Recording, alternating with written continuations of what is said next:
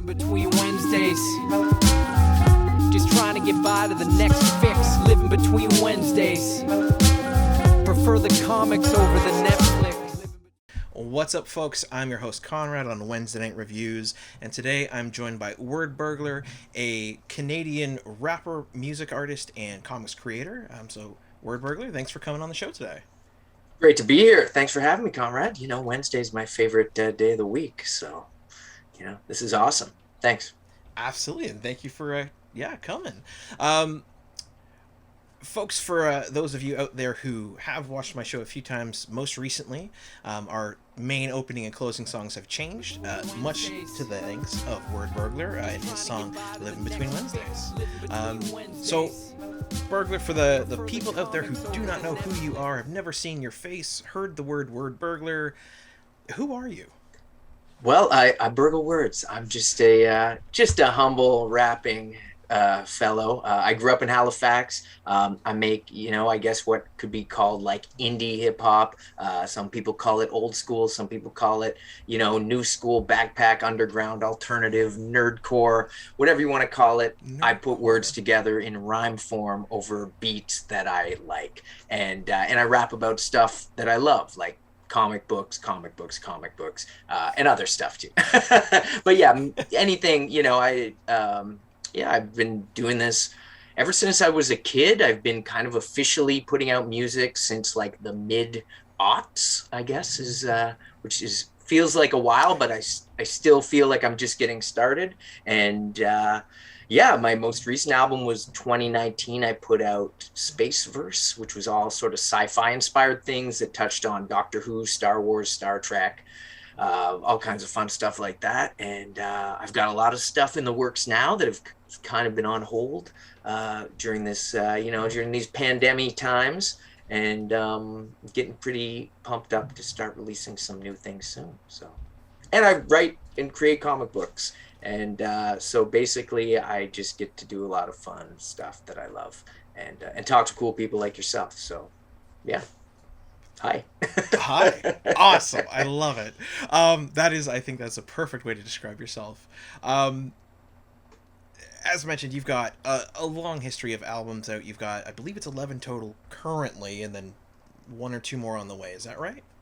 Yeah, I mean, I would consider maybe like full-length albums, like studio albums, quote unquote studio. I consider maybe like 7, but I also have group albums and mixtapes and singles and vinyl and all these other things. So those are all kind of like the spin-off, mini series that spin out of the main core thing. So the album I'm working on now, it feels like my 8th, like fully realized, like full-length album. And when I say album, I mean like, 10 to 12 to 18 tracks. So it's a lot of songs, right? Yeah, I know these new kids, they're putting out these things with 3 songs and calling it an album. It's like, no. When I say an album, I mean like albums. So then the other things may just have 1 or 2 tracks on them. And while they are still a release, it's not, it might just be like the weekly issue, and I'm trying to put together the full graphic novel compilation of things. So yeah, awesome. I love the way I love the way you refer to that, because like for me, my brain goes, my parents, they collected records. I've loved music, but I was the CD era, and yeah, it's basically, I love that you just compared an EP for 1 or 2 songs to a single floppy, and then you're making a graphic novel or an album. Awesome. Yeah, that's a good way to look at it. And I'm from that CD era too, but we had tapes, and but yeah, CDs, I got a lot of love for CDs. So there's a song for you on the new album. Let me just say that. Well, all right. Yeah, there's probably a couple songs for you on the new album, actually, looking at the things in the background. Yeah, I'm sure there's at least 1 or 2 things that I'm going to be like freaking out about. You know what, actually, if you don't mind me jumping right in, one of your songs that I've been listening to, obviously to research and make the questions I came up with for you, and sort of to prep for the interview, I did a fair bit of listening, and even to like today, one of your songs that gets stuck in my head is Channel Halifax, which is certainly not comics related like directly, but it definitely speaks to, I guess, who you are and kind of the vibe that I get from you. So could you speak about sort of how that song came about with, yeah. Thank you. Well, first of all, I'm glad you like that song. I got to shout out my friend Peter, who I made the song with. The Peter Project did the beat coins. Check his stuff out. He did a Beastie Boys Daft Punk mashup album called Daft Science. Go find that. That thing's incredible. So Channel Halifax, I grew up in Halifax. That's that's really how I came up with the song. So just being inspired and like, both of my parents were actually from Toronto originally, but I was born and raised in Halifax. So I spent a lot of time going back and forth between Halifax and Toronto as a kid. So I always had this love for Toronto. I live in Toronto now. So I did always feel a connection to Toronto, but I love Halifax. And when I moved away from Halifax, and I think that this may be true for all of us, if we leave our home, you start to appreciate things that you never really used to think about, right? So you get reflective. And I would think about these things. I was like, oh, I love this, And so I would just by leaving Halifax, I just started to love it even more. And I get back to pre-pandemical era, pandemic historic, I don't know.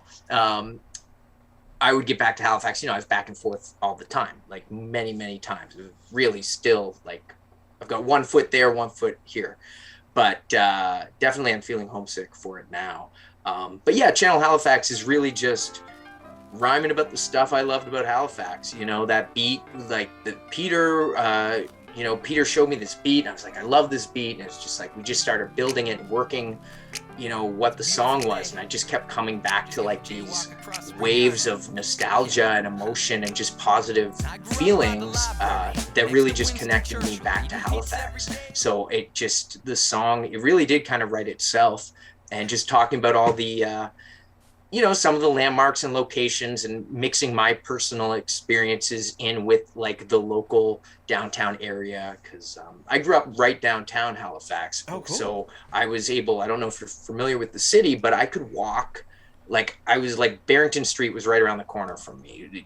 Spring Garden Road was just a couple blocks away. I could just walk all throughout downtown. I knew all the different shops and places and the library and hanging out, and so I'm very connected with that city. So things about I knew every square inch of Barrington. That's true. I would walk around Barrington, and it just brings back a lot of good memories. And even listening to it now or whenever I perform it, I just kind of get this great wave of all these great experiences. And that's all I try to do with my music, is just write things that are real to me and my experiences. So, you mentioned Living Between Wednesdays.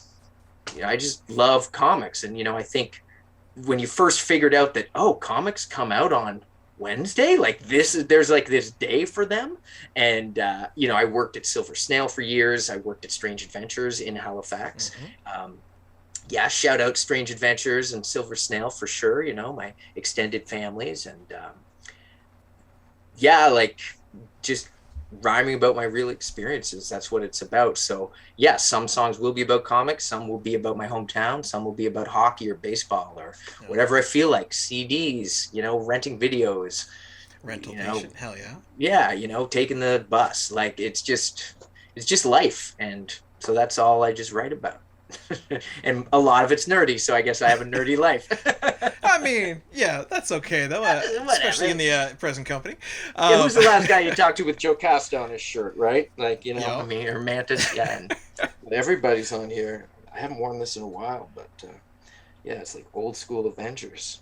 Always, whenever I wear it, I'm like, all right, how many people can you name? So no challenge. There's the Swordsman is here, and Yellow Jacket. There's Wonder Man. Sorry.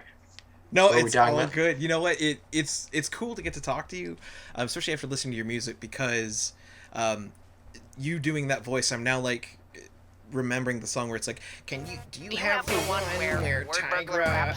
And it's okay, that's cool. All right. Hey, Tigra's on my shirt. She's on here somewhere. Awesome. I promise. Yeah, there she is for the people at home. Can't see. There's a Tigra. Boom. That voice, that's my real voice, Konrad. This is how I really talk. Do you have Lady Death? I want the Evil Ernie crossover. Is Evil Ernie still around?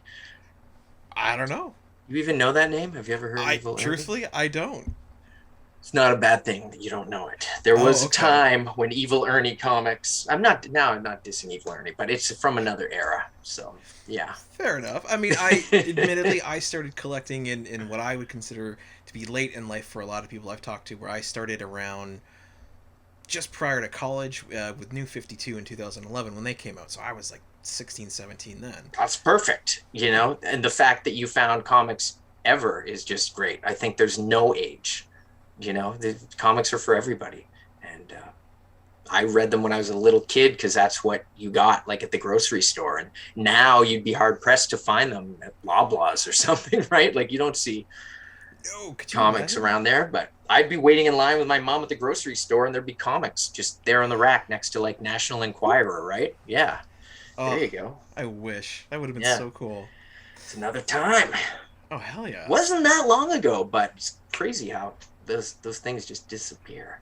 Oh, yeah. So some of your albums, and as if folks are peering into what you have behind you, you've got some G.I. Joes.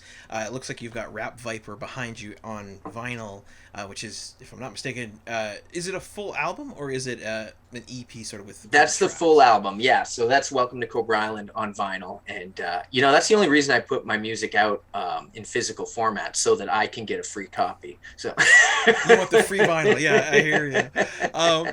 Yeah, I'm pretty proud of that record. It's inspired by like my love of G.I. Joe growing up, and like basically always telling people how cool I thought it was, and they would be like, why do you even like this stuff? And I'm like, I'll tell you why I like this. I'll make a whole rap album about it and rap it to you.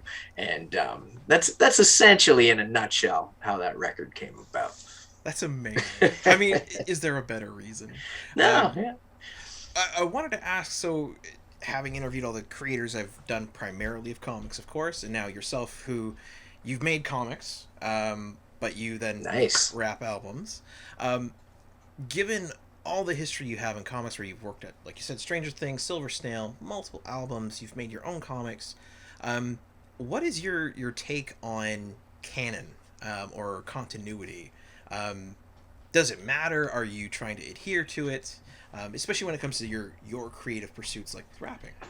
Oh, for me, like canon, I mean, that's a big question. If you're talking about like Spider-Man or Batman or something with a huge amount of canon,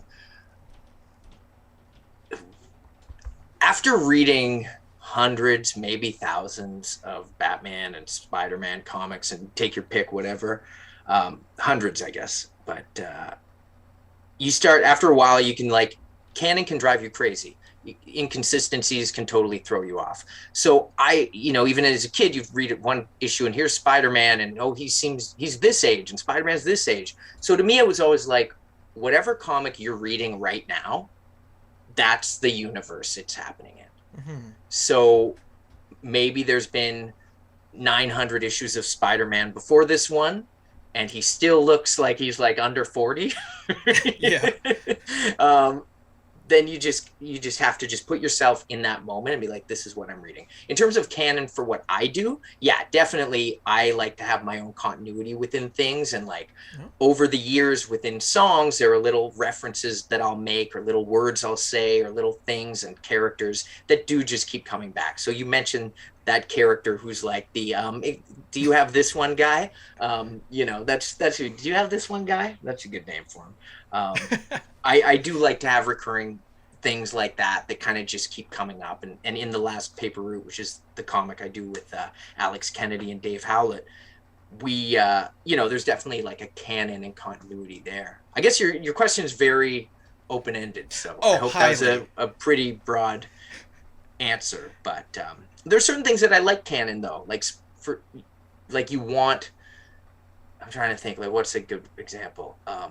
Well, like Marvel's doing Star Wars comics again, right? Yep. And I remember when they relaunched them and Jason Aaron was doing this series, there was talk that, this is going to be the new canon. Like this actually fits in with actual Star Wars canon.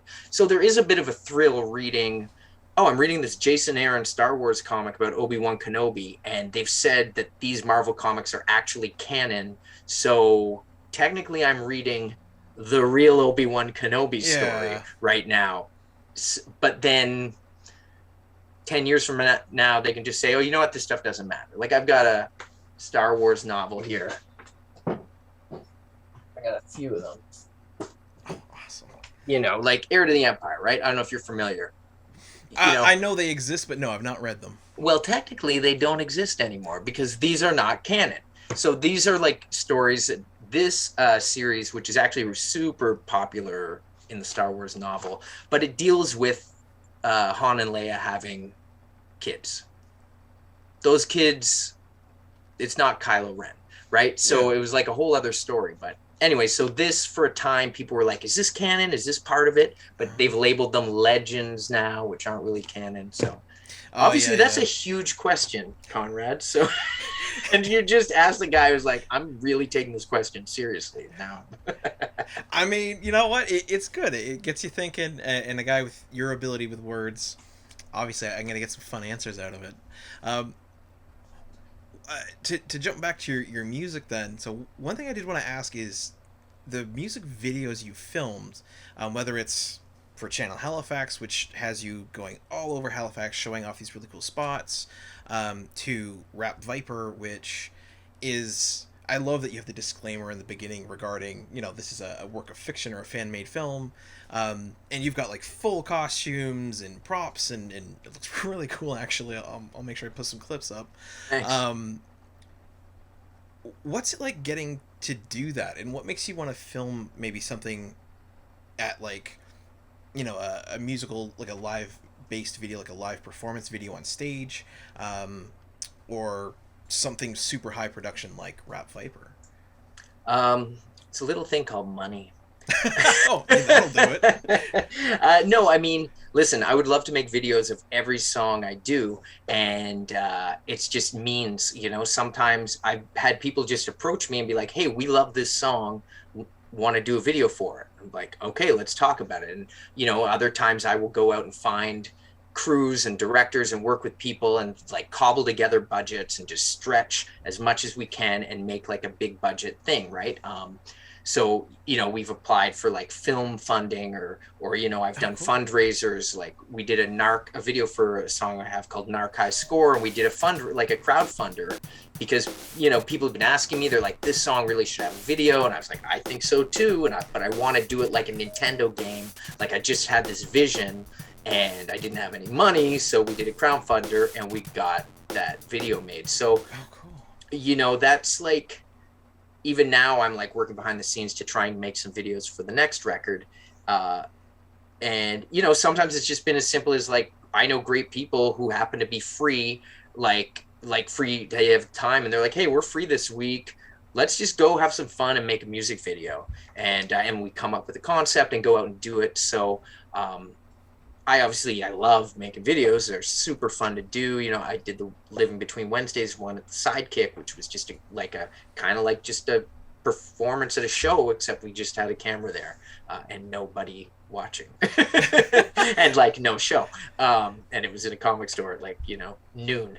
Okay. But yeah, it's just, it's really the means and what I can do. I mean, if somebody came to me tomorrow and was like, hey, here's 20 grand to just throw at a music video, you know, I'd be like, that's awesome, but can I make like 10 videos with that? Because we like string together shoestring budgets and call in favors, and you know, you always see like all the people in these videos are all my friends, and you know, and people helping out behind the scenes. So Channel Halifax was great. We shot it over 4 seasons in Halifax over a year. Oh, cool. So I don't know if you picked up on that, but it is like, you know, spring, summer, fall, and winter. You see some snow, you see some leaves turning, you see some sun. Like I'm in shorts, I think, at one point. So yeah, but that was like a great thing because we were shooting over the course of a year. And people would be like, didn't you already shoot this video? It's like, oh, no, we shot like, you know, the April scene. We're now shooting the October scene. So that's, yeah, it's very subtle. And we bounce back and forth. But if you go back and watch that video, you'll note it's like a full year in Halifax and the seasons are changing. And that was my whole concept. It was like, I wanted to show Halifax. Like Halifax is the character. Mm-hmm. So I want Halifax to have costume changes. And that's what we did. Yeah, what better than seasons and of course different events that go on throughout the year. Amazing. And other than that, really no budget, right? Halifax was the star. Yeah. Yeah. I imagine it was you and a friend with a camera just sort of chilling out, doing your thing. And I imagine you must have sung your song how many thousands of times to get all that footage. Yeah. I mean, it's just, that's easy. That's easy stuff. Fair enough. Golden age to present, digest to oversize. Never miss new comic day. Yeah, no surprise. So where's my no prize? Check the letter columns. Can't find issue 2? Yeah. Collector problems, cliffhangers, mysteries. You need answers. When did Batman become Green Lantern? I get it. True believer, not lying. Always up for an awesome summer crossover.